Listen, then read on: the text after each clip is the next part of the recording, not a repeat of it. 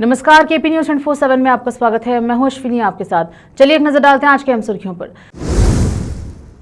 बीदर में कर्नाटक के पूर्व मुख्यमंत्री देवराज अरस और पूर्व प्रधानमंत्री दिवंगत राजीव गांधी का जन्मदिन मनाया गया।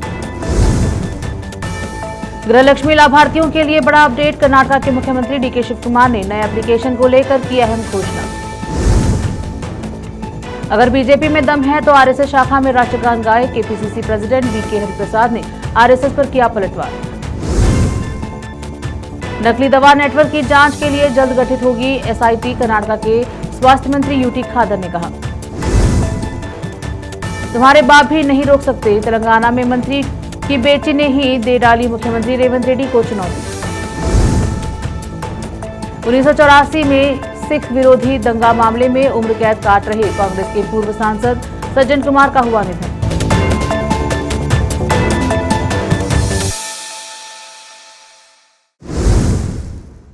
अब समाचार विस्तार से। बीदर में महात्मा व्योमगुंडेश्वर एजुकेशनल इंस्टीट्यूशंस और बीदर के अलग अलग एजुकेशनल इंस्टीट्यूशंस के साथ मिलकर कर्नाटक के पूर्व मुख्यमंत्री देवराज अरस का 111वां जन्मदिन और साथ ही कांग्रेस नेता व पूर्व प्रधानमंत्री दिवंगत राजीव गांधी का जन्मदिन मनाया गया। इस अवसर पर केक काटा गया और साथ ही इस अवसर पर इसी के तहत एक ब्लड डोनेशन कैंप भी आयोजित किया गया। इस प्रोग्राम की अध्यक्षता महात्मा व्योमगुंडेश्वर एजुकेशनल इंस्टीट्यूशंस के प्रेसिडेंट और डिस्ट्रिक्ट कांग्रेस कैंपेन कमेटी के प्रेसिडेंट अमृतराव चिमकोड़े ने की। इस प्रोग्राम में district surgeon doctor Ahmed Khan शामिल हुए। Bidar blood fund officer Akash Patil ने चीफ गेस्ट के तौर पर हिस्सा लिया।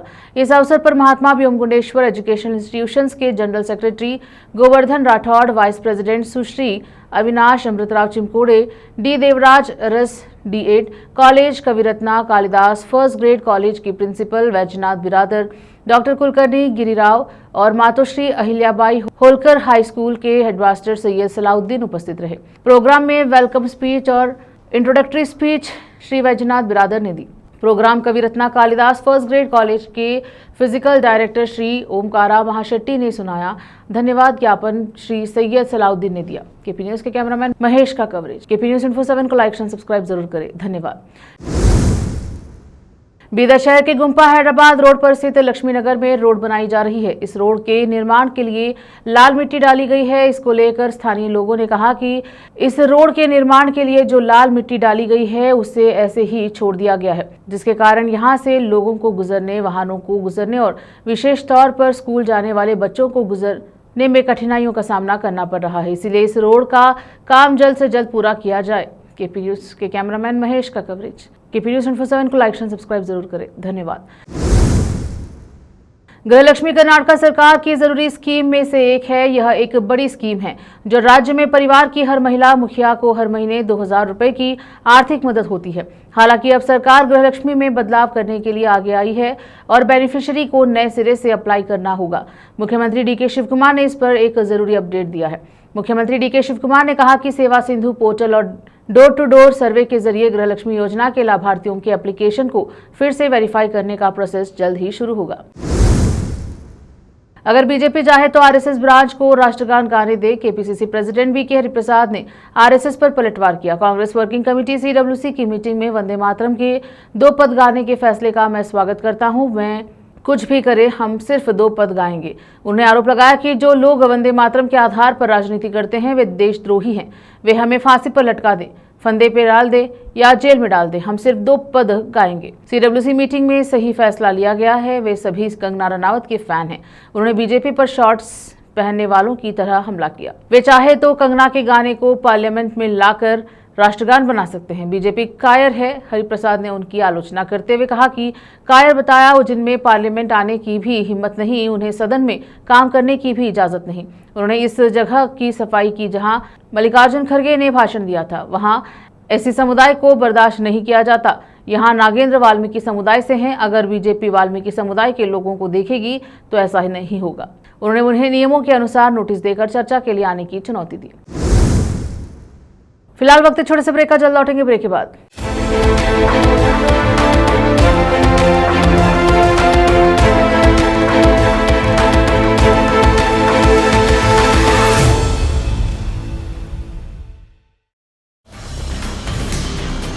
हिंदुस्तान के हर कोने में हम हैं मौजूद। 24 घंटे हालात पर गहरी नजर, खबरों से जुड़े चुपते सवालात और आपको दिखाता है धार्मिक, सामाजिक, राजनीतिक, लोकल और इंटरनेशनल न्यूज की सबसे बेहतर कवरेज जो आपको रखती है हर पल बाखबर। देश और दुनिया भर की खबर के लिए देखते रहें KP news 24/7। Noor education trust Bidar की ओर से चलाया जाने वाला नूर एमएड और B Ed college Bidar, recognized by NCTE Delhi, affiliated to Bidar University, Bidar. Admissions open for the academic year 2025 to 26. विशेषज्ञ और सक्षम शिक्षकों द्वारा शिक्षा प्राप्त करने के लिए नूर एमएड और बीएड कॉलेज बीदर में दाखिला लें और शांत वातावरण में उच्च स्तरीय शिक्षा प्राप्त करें। बीदर शहर में बेहतर शिक्षा का एकमात्र केंद्र नूर एमएड और B Ed college Bidar. For more details contact Noor colony near horticulture centre, Haldagiri के Hyderabad road, Bidar 585403 Karnataka, India. Phone numbers 9945283920, 8050172745।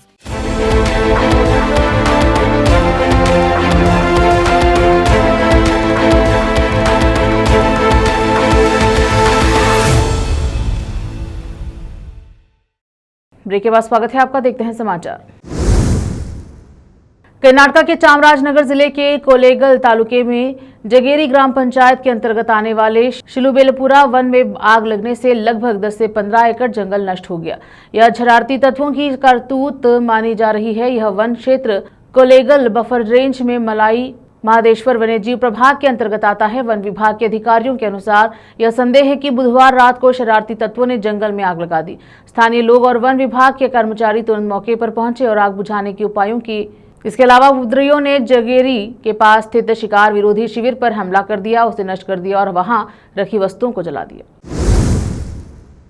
Karnataka के हेल्थ मिनिस्टर यूटी खादर ने कहा कि नकली दवा नेटवर्क को लेकर जल्द ही एक एसआईटी स्पेशल इन्वेस्टिगेशन टीम बनाई जाएगी। विधानसभा में बोलते हुए उन्होंने कहा कि नकली दवा नेटवर्क का पता लगाना बहुत गंभीर मामला है। इंटरस्टेट लेवल पर नेटवर्क है। मैंने केंद्रीय हेल्थ मिनिस्टर को लेटर लिखा है, पता लगाए कि हमारे राज्य में और कहां-कहां यह है। इसी तरह मैंने संबंधित राज्यों के मंत्रियों को भी लेटर लिखा है, उन्हें खुद उस फैक्ट्री के खिलाफ एक्शन लेना चाहिए, एसआईटी से जांच करवानी चाहिए। उन्होंने कहा कि रामनगर एसपी और पुलिस पहले से ही ईमानदारी से काम कर रही है। जब उनसे पूछा गया कि क्या पिछले हेल्थ मिनिस्टर को इस बारे में जानकारी नहीं थी, तो उन्होंने कहा कि पिछले सभी मंत्रियों ने ईमानदारी से काम किया, मैं इसे जारी रख रहा हूं। यह सिर्फ हेल्थ डिपार्टमेंट या फूड डिपार्टमेंट नहीं कर सकता। उन्होंने कहा कि हमारी आबादी 6.5 करोड़ है। डिपार्टमेंट में 150 लोगों के साथ यह देखना मुश्किल है। समाज में सभी को सहयोग करना चाहिए। उन्होंने अपील की है कि अगर एक ही दवा 2 दुकानों पर अलग अलग कीमत पर बेची जा रही है तो वे हमें बताएं। जब पूछा गया कि ये नकली दवाएं कितने सालों से मार्केट में है, तो मंत्री ने कहा कि ये सारी बातें जांच के बाद सामने आएंगी। यह किन किन अस्पतालों में पहुंची है, किन मरीजों को यह दी गई है, उन्होंने कहा कि जांच के बाद सब पता चल जाएगा। तेलंगाना की रेवंत रेड्डी सरकार में मंत्री कोंडा सुरेखा की बेटी कोंडा सुष्मिता ने मुख्यमंत्री को खुली चुनौती दी है। पारकल में बुधवार को सुष्मिता ने न केवल मौजूदा विधायक रेवूरी प्रकाश रेड्डी के लिए रेवंत रेड्डी के समर्थन को चुनौती दी, बल्कि उनके अधिकार पर भी सवाल उठाए। सुष्मिता की बातें टिकट को लेकर होने वाले आम झगड़े से कहीं आगे की हैं। मौजूदा विधायक को मुख्यमंत्री का सार्वजनिक समर्थन मिलने पर उन्होंने कहा कि 2 साल का इंतजार क्यों, उनसे अभी इस्तीफा देने को कहिए, उनसे कहिए कि इस्तीफा दे और चुनाव लड़े। इसके बाद उन्होंने ऐलान किया, चाहे आप आए, आपके पिता आए या आपके दादा आए, पारकल की विधायक मैं ही बनूंगी।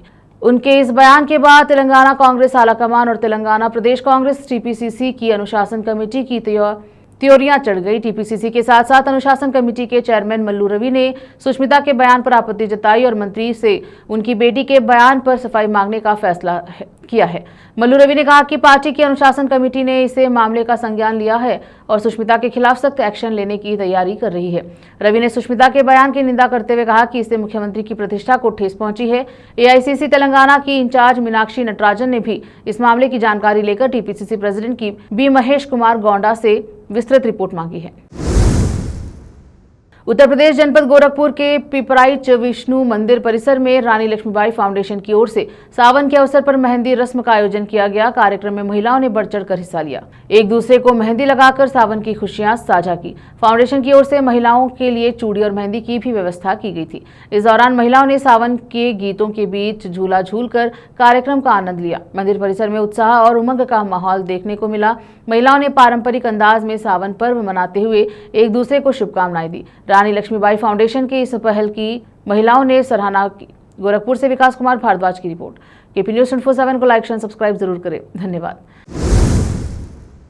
फिलहाल वक्त छोटे से ब्रेक का, जल्द लौटेंगे ब्रेक के बाद। नूर एजुकेशन ट्रस्ट बीदर की ओर से चलाया जाने वाला नूर एमएड और B Ed college Bidar, recognized by NCTE Delhi, affiliated to Bidar university Bidar. Admissions open for the academic year 2025 to 26. विशेषज्ञ और सक्षम शिक्षकों द्वारा शिक्षा प्राप्त करने के लिए नूर एमएड और बीएड कॉलेज बीदर में दाखिला लें और शांत वातावरण में उच्च स्तरीय शिक्षा प्राप्त करें।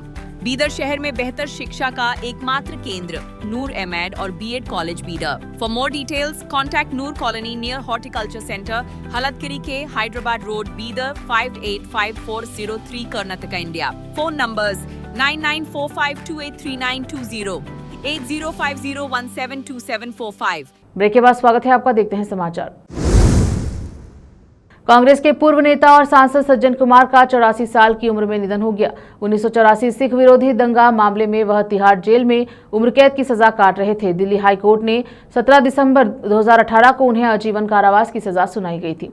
उन्होंने हाई कोर्ट के फैसले को सुप्रीम कोर्ट में भी चुनौती दी, लेकिन उसे कोर्ट ने खारिज कर दिया। 27 अप्रैल 2022 को उन्हें दंगों से संबंधित एक मामले में जमानत मिली, लेकिन दूसरे मामले में दोषी ठहराए जाने की वजह से वह जेल में ही बंद रहे। सज्जन कुमार 7 सालों से दिल्ली की तिहाड़ जेल में बंद थे। अस्पताल के सूत्रों के मुताबिक उन्हें दिल्ली के सफदरगंज अस्पताल में मृत अवस्था में लाया गया था। अप्रैल 2026 में उन्होंने अपनी बीमार पत्नी से मिलने के सुप्रीम कोर्ट से जमानत मांगी थी, लेकिन कोर्ट ने उनको जमानत देने से इनकार कर दिया था। कांग्रेस के पूर्व नेता सज्जन कुमार को 1984 के सिख विरोधी दंगों से जुड़े मामलों में दोषी ठहराया गया था। उनको आजीवन कारावास की सजा सुनाई गई थी। कोर्ट ने उनके 1984 के सिख विरोधी दंगों के दौरान जसवंत सिंह और उनके बेटे तरुणदीप सिंह की हत्या में उनकी भूमिका के लिए दोषी ठहराया था। 3 बार सांसद रह चुके सज्जन कुमार को भीड़ को जसवंत सिंह और उनके परिवार को निशाना बनाने वाली भीड़ को उकसाने का दोषी पाए जाने पर उनको आजीवन कारावास की सजा सुनाई गई थी। सज्जन कुमार ने कांग्रेस की प्राथमिक सदस्यता से इस्तीफा दे दिया था। संगारेड्डी जिले के जहीराबाद में सिर्फ 500 रुपए के झगड़े में एक बेटे ने कथित तौर पर अपने ही पिता की हत्या कर दी। जानकारी के मुताबिक यह घटना जहीराबाद पुलिस स्टेशन के तहत आने वाले अलीपुर में हुई है। पिचकुंटला शंकर का परिवार, जो करीब 2 महीने पहले कर्नाटक के बीदर जिले के बरूर गांव से आया था, जूते बेचकर गुजारा करता था। गुरुवार शाम को शंकर का बेटा तुकाराम, जो कथित तौर पर शराब के नशे में था, अपने पिता से भिड़ गया। उन पर 500 रुपए लेने का आरोप लगाया और पैसे वापस करने की मांग की। शंकर ने कथित तौर पर पैसे लेने से इनकार कर दिया और कहा कि उसके पास पैसे नहीं हैं। बहस के दौरान तुकाराम ने कथित तौर पर अपने पिता पर चाकू से हमला कर दिया, जिससे उनकी गर्दन पर गंभीर चोट आई। चोटों से शंकर की मौत हो गई। घटना की जानकारी मिलने के बाद जहीराबाद टाउन पुलिस मौके पर पहुंची और आरोपी को हिरासत में लिया और मामले की जांच शुरू कर दी। जहीराबाद से मोहम्मद नेमतुल्लाह की रिपोर्ट। केपी न्यूज 24/7 को लाइक शेयर सब्सक्राइब जरूर करें। धन्यवाद। फिर से एक नजर आज के मुख्य समाचारों पर। बीदर में कर्नाटक के पूर्व मुख्यमंत्री देवराज अरसु और पूर्व प्रधानमंत्री दिवंगत राजीव गांधी का जन्मदिन मनाया गया। गृह लक्ष्मी लाभार्थियों के लिए बड़ा अपडेट। कर्नाटक के मुख्यमंत्री डीके शिव कुमार ने नए एप्लीकेशन को लेकर की अहम घोषणा। अगर बीजेपी में दम है तो आरएसएस शाखा में राष्ट्रगान गाए। केपीसीसी प्रेसिडेंट वीके हरिप्रसाद ने आरएसएस पर किया पलटवार। नकली दवा नेटवर्क की जांच के लिए जल्द गठित होगी एसआईटी, कर्नाटक के स्वास्थ्य मंत्री यूटी खादर ने कहा। तुम्हारे बाप भी नहीं रोक सकते, तेलंगाना में मंत्री की बेटी ने ही दे डाली मुख्यमंत्री रेवंत रेड्डी को चुनौती।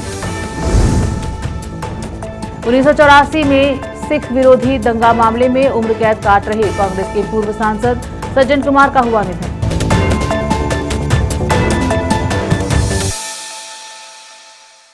केपी न्यूज के बुलेटिन में अब तक के लिए इतना ही। देश विदेश और स्थानीय समाचारों के लिए केपी न्यूज 24/7 को लाइक शेयर सब्सक्राइब जरूर करें। धन्यवाद।